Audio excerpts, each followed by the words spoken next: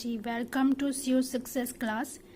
आज हमें रिवीजन कर रहे हैं हम मॉडर्न एज की, जिसका कि टाइम पीरियड है 1901 से 1945 तक का।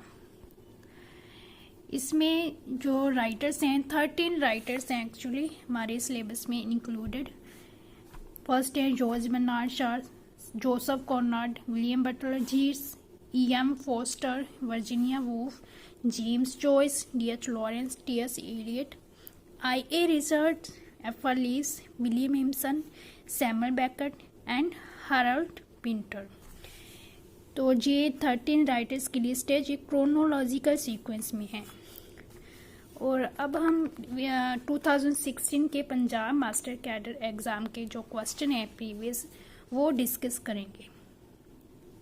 इस ए से टोटल जो क्वेश्चन पूछे गए थे 2016 के पंजाब मास्टर कैडर एग्ज़ाम में वो थे 25।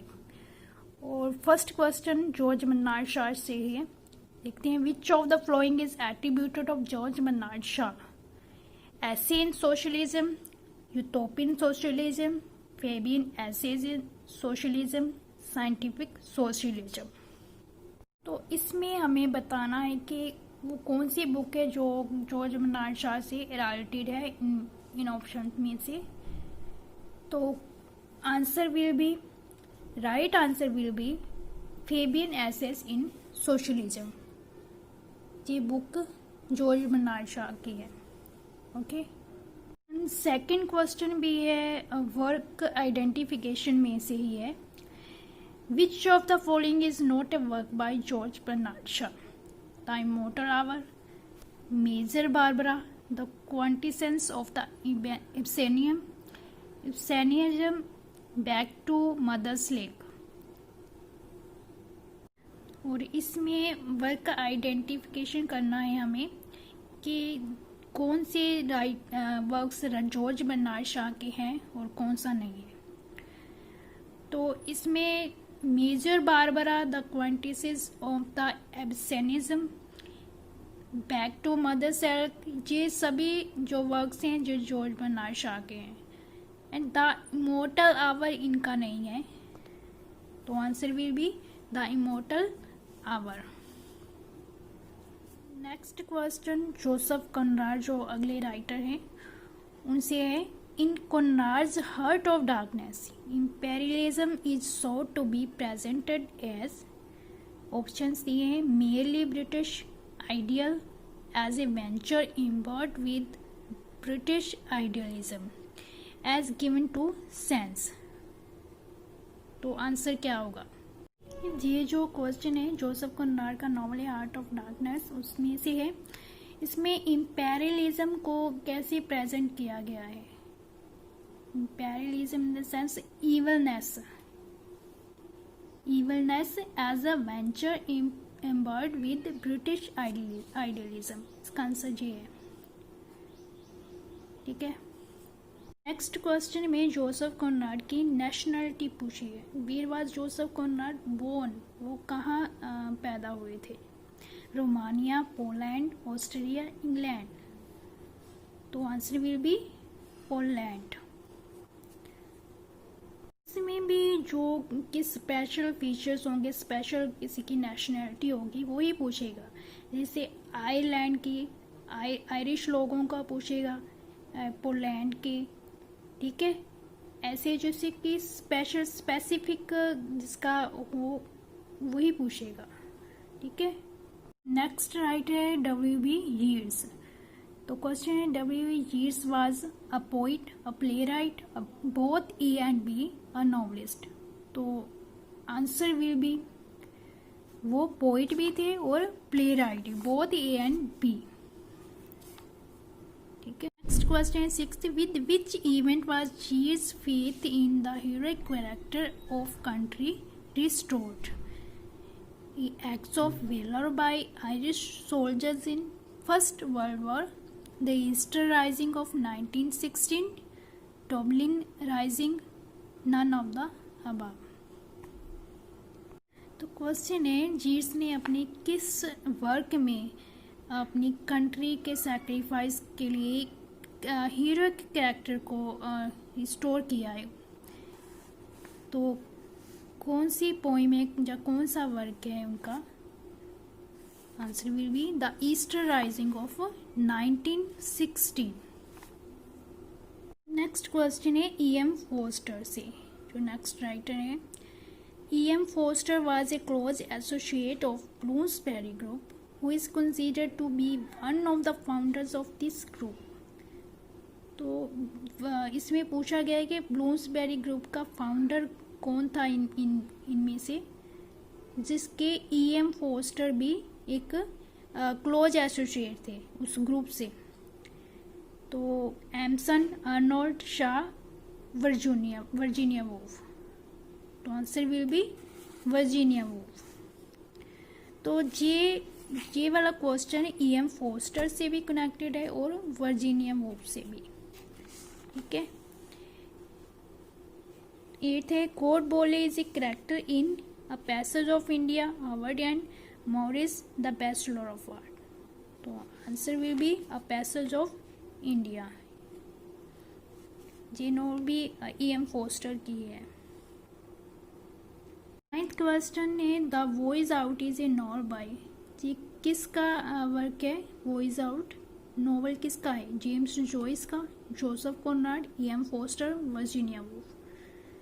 तो it's answer will be Virginia Woolf. ये वर्जीनिया वुल्फ का नॉवल है द वॉइस आउट, जो कि जेम्स जॉइस से नेक्स्ट वर्जीनिया वुल्फ है क्रोनोलॉजी में।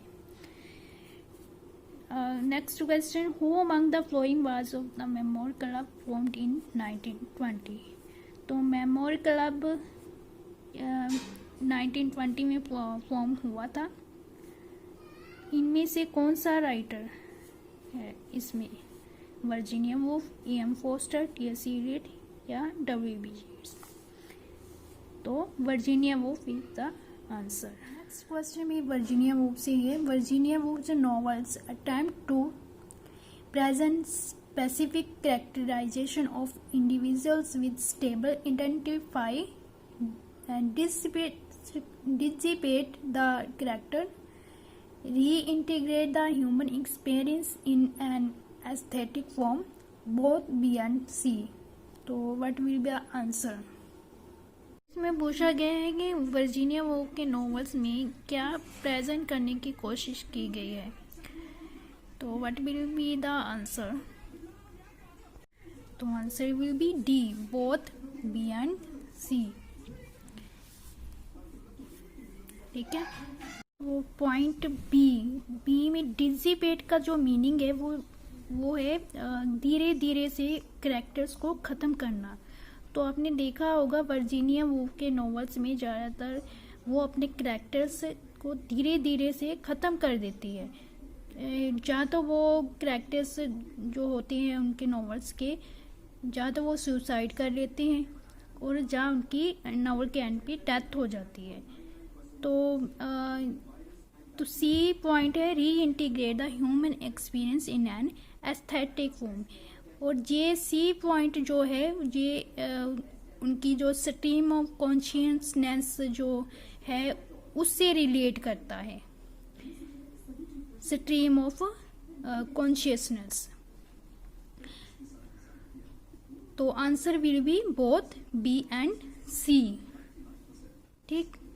नेक्स्ट क्वेश्चन है वर्जीनिया वुल्फ से वर्जीनिया वुल्फ के जो अगले राइटर हैं वर्जीनिया वुल्फ से, जेम्स जॉइस, उनसे। जेम्स जॉइस वाज फ्रॉम, तो उनकी नेशनैलिटी क्या है ये पूछा है। England, Scotland, Ireland, Welsh. तो उनकी नेशनैलिटी जो है आयरलैंड है। ठीक है। पहले जोसेफ कॉनराड की पूछी गई थी। जोसेफ कॉनराड की क्या थी? पोलैंड। और जेम्स जॉइस की आयरलैंड। ठीक है। ऐसी जो स्पेसिफिक नेशनैलिटी है किसी के पास वो ही पूछी जाएगी। ठीक। और मेनली जो आयरिश राइटर्स हैं वो काफ़ी इम्पोर्टेंट है। नेक्स्ट जो क्वेश्चन है वो भी जेम्स जॉइस से वर्क आइडेंटिफिकेशन का है। Which of the following is not a work by James Joyce. इनमें से कौन सा वर्क जेम्स जॉयस का नहीं है वो बतानी। Of human bondage, a portrait of the artist as a young man, Ulysses Finnegans Wake. तो ये a portrait of the artist as a young man, Ulysses Finnegans Wake, ये तीनों वर्क्स जो हैं जेम्स जॉयस के हैं।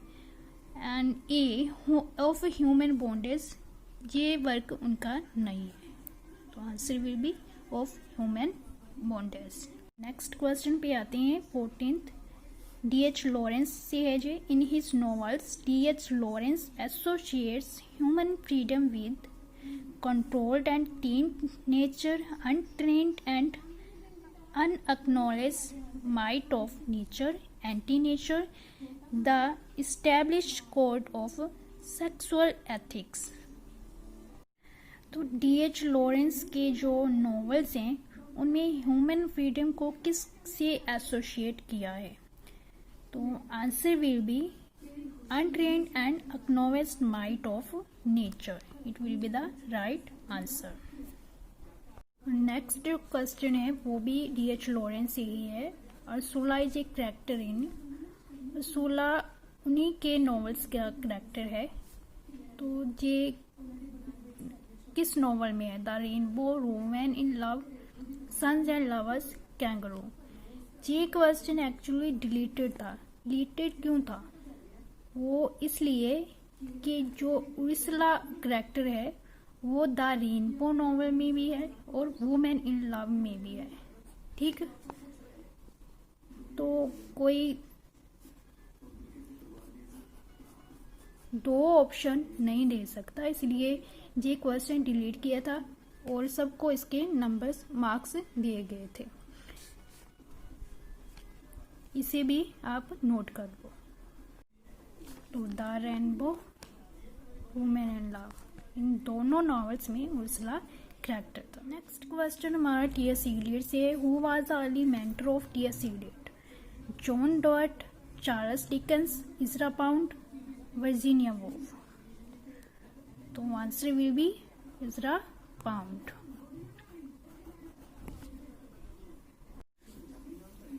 और नेक्स्ट क्वेश्चन है, on which philosopher did T.S. Eliot with his dissertation thesis? F.H. Bradley, Brownie, Robert, none of these. तो इनमें से वो कौन सा फिलोसोफर था जिसपे T.S. इलियट ने थीसिस लिखा था? F.H. Bradley, Bradley will be the right answer. और ये क्वेश्चन भी T.S. इलियट से ही है। Name of book written by Jessie Weston which is mentioned in the notes given at the end of the waste land. Waste land के end वाले section में कौन सी बुक का मेंशन किया गया है? इनमें से ritual and romance, ritual and romance and anthropological study, a survey of rituals from ritual to romance। तो answer will be from ritual to romance. इसको इस ट्रिक से भी याद कर सकते हो आप। वेस्टलैंड का पहला जो फर्स्ट सेक्शन है वो क्या है? Burial of the dead. उसको आप रिचुअल से रिलेट कर सकते हैं। Burial of the dead, cemetery, वो हो गया रिचुअल से रिलेट, फ्रॉम रिचुअल टू। और एंड वाला जो सेक्शन है उसका नेम क्या है? What the thunder said. इसको आप रोमांस से रिलेट कर सकते हैं। From ritual to romance will be the answer. Next question है, I.A. Richard is known for his work literary theory, new criticism, modern criticism, practical criticism. जैसे कि सबको पता ही है, पहले ही आंसर मैंने टिक किया है, practical criticism is famous work. Next question भी I.A. रिचर्ड से ही है। I.A. Richards author for the book the meaning of meaning was. Meaning of meaning जो उनकी बुक थी, उनका ऑथर कौन थे उनके साथ काम करने वाले? Cleanth Brooks, William Empson, Leonard Sky, Charles K Ogden. तो answer will B Charles K ऑगडन।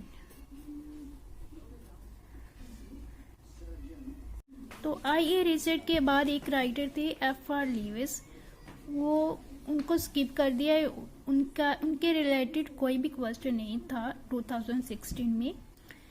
उनके बाद एक राइटर विलियम एम्सन से पूछे गए हैं।